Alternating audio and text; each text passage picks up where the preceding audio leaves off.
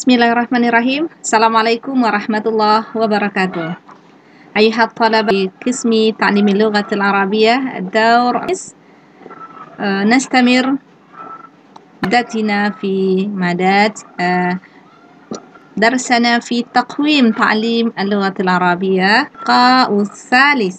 Nah, pertemuan ketiga dalam materi takwim ta'lim al-lugha arabiyah atau evaluasi pembelajaran bahasa Arab. Kali ini kita akan membahas apa yang dimaksud dengan evaluasi, apa saja istilah-istilah yang berkenaan dengan evaluasi, lalu apa hubungannya dalam proses pembelajaran, dan kita akan mereview sedikit tentang evaluasi, urgensinya ya dalam pembelajaran. Ya, di pertemuan kemarin itu sudah kita diskusikan, dan hari ini kita memahami definisi evaluasi dalam pembelajaran. Baik.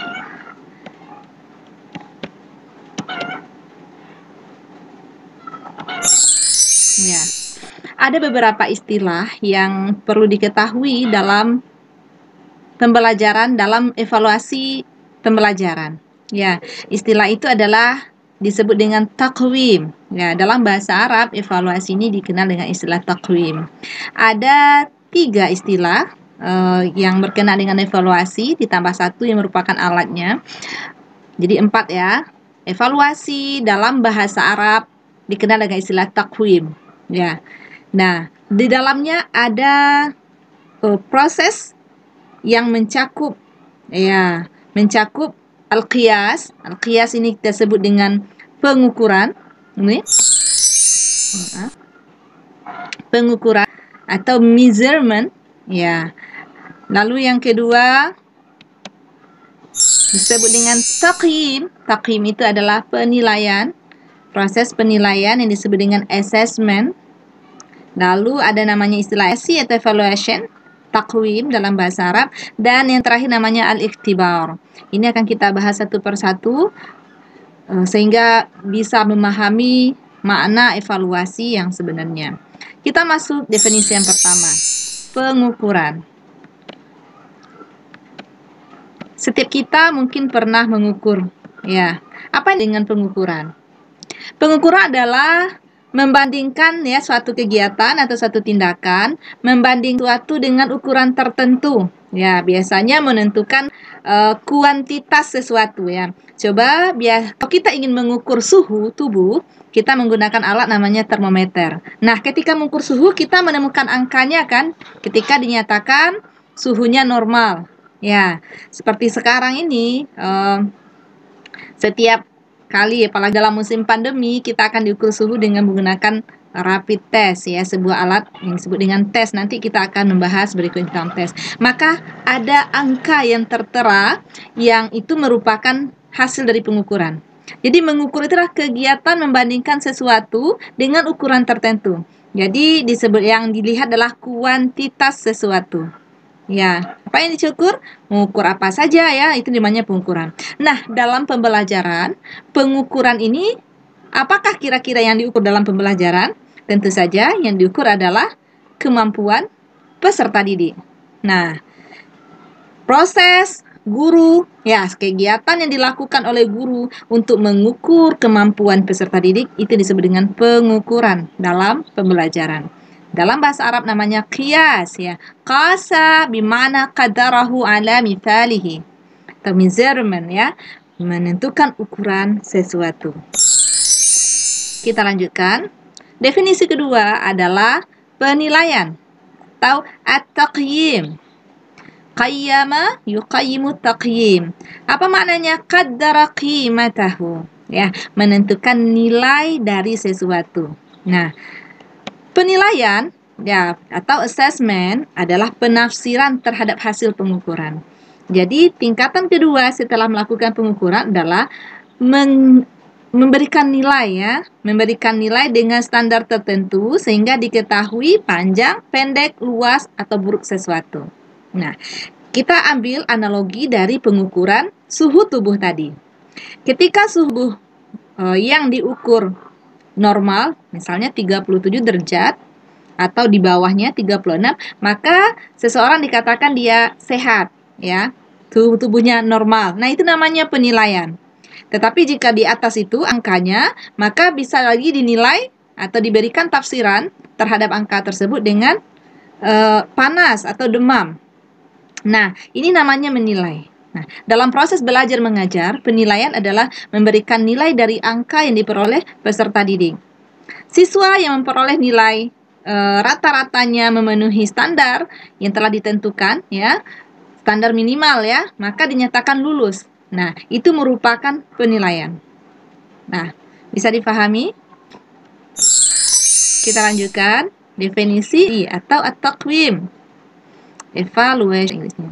Jadi bedakan ya, tadi qayyim, sekarang qaywam ya. Qawwama yuqawimu taqwiman.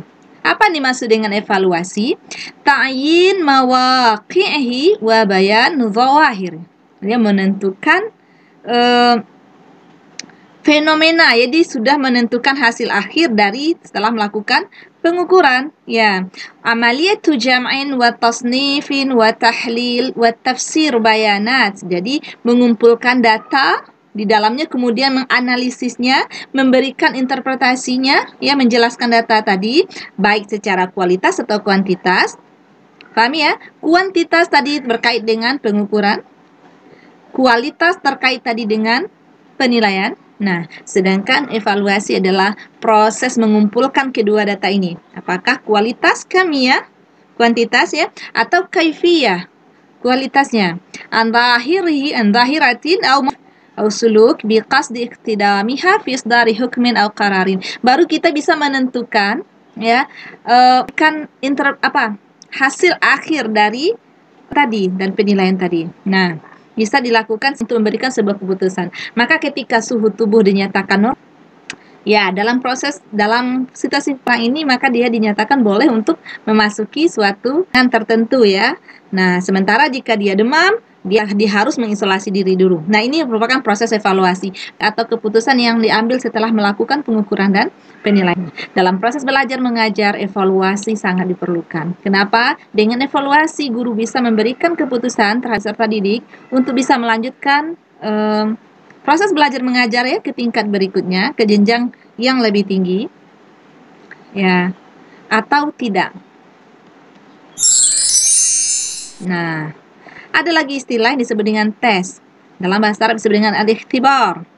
Apakah itu tes atau al-ikhtibar? Majmu'ah minal as'ilati allati yutlabu minad daris aw yastajibu laha. Jadi, sekumpulan soal, pertanyaan yang diberikan kepada peserta didik yang diminta menjawabnya oleh peserta didik. Ya, apa tujuannya? Dengan tes tadi bisa mengetahui, ya, mengukur kemampuan mereka, ya. Kalau karena kita dalam pembelajaran bahasa Arab ya, tentu dalam berbahasa ya, dalam proses belajar mengajar serta menentukan posisi mereka di antara siswa yang lain. Nah, dengan tes bisa diketahui siapa yang menempati posisi peringkat ya yang lebih tinggi atau peringkat yang. Tes merupakan alat yang dipakai oleh guru untuk mengukur, menilai, dan mengevaluasi siswa. Nah, seperti halnya alat yang diukur untuk mengukur suhu, angkanya, kemudian berikan dan keputusan terhadap hasil itu disebut dengan alat. Kalau dalam proses pengukuran suhu tubuh namanya rapid test atau termometer. Sampai di sini bisa dipahami? Nah, lalu apa hubungan antara ketiga definisi tadi? Nah, perhatikan bagan yang Ustazah buat. Ada dua ya.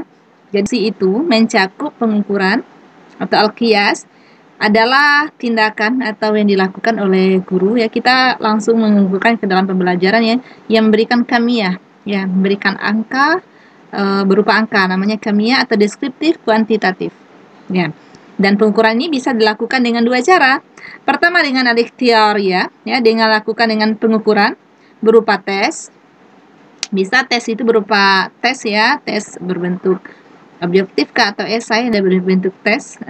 Kemudian bisa berupa lisan atau syafahiyah, bisa berbentuk tulisan tahririyah atau kitab, bisa berbentuk praktek atau proses. Nah, ini merupakan alat yang dipakai oleh guru untuk evaluasi. Nah, sementara pengukuran ini juga bisa dilakukan ghairu ikhtibariyah, bisa tanpa tes ya. Ya, bisakah seorang guru menentukan hasil dengan tanpa tes? Bisa ya, namanya ghairu ikhtibariyah atau non tes, seperti wawancara, observasi, atau kuesioner.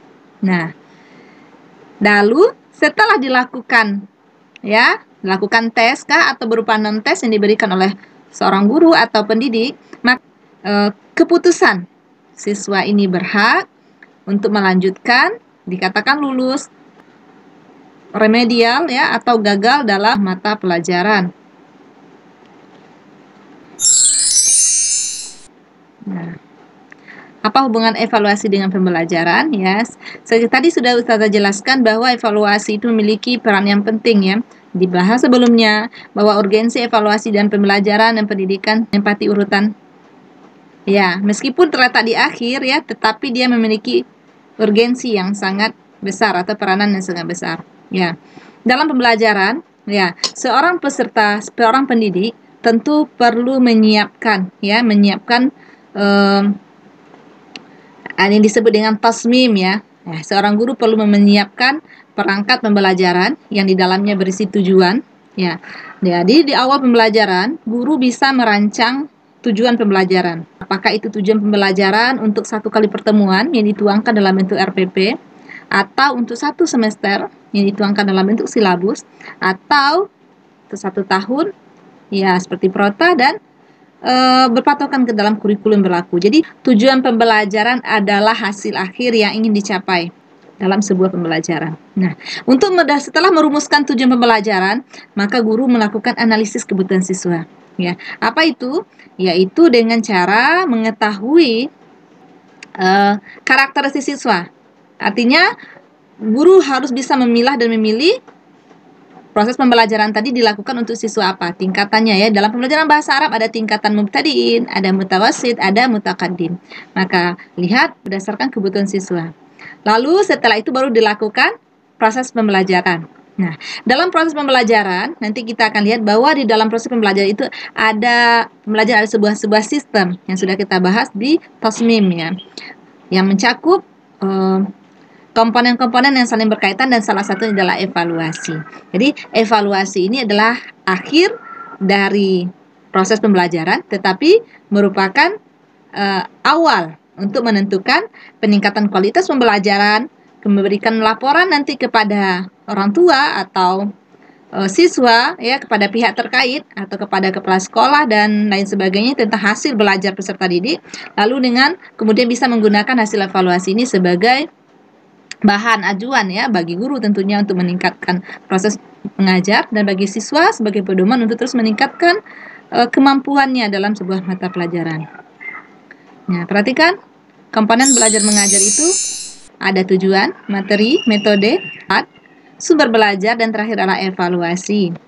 Nah, jadi proses evaluasi itu bisa dilakukan ya, bahwa dalam pembelajaran siswa ketika dia mengikuti pembelajaran itu disebut dengan input. Input adalah produk bahan mentah ya. Kalau untuk peserta ketika siswa masuk ke sebuah tempat, lembaga, maka disebut dengan input. Nah, untuk mendapatkan input yang berkualitas ada di dalamnya proses transformasi inilah yang disebut dengan proses belajar mengajar ya. Di dalamnya ada komponen-komponen yang mencakup tujuan, ada materi, ada media, ada proses belajar mengajar tadi, baru kan adanya evaluasi pembelajaran. Apakah tujuan tadi sudah tercapai atau tidak? Nah, setelah itu baru akan dihasilkan output yang baru akan dicapai output peserta didik sesuai dengan harapan ya, tercapai tujuan pembelajaran. Ya, mungkin ini untuk materi kita pertemuan kali ini. Untuk tanggapan, pertanyaan, dan komentar silahkan kita bisa berdiskusi nanti di kolom komentar. Lanjutkan di classroom. Ya, syukran katsiran ala ihtimamikum. Assalamualaikum warahmatullahi wabarakatuh.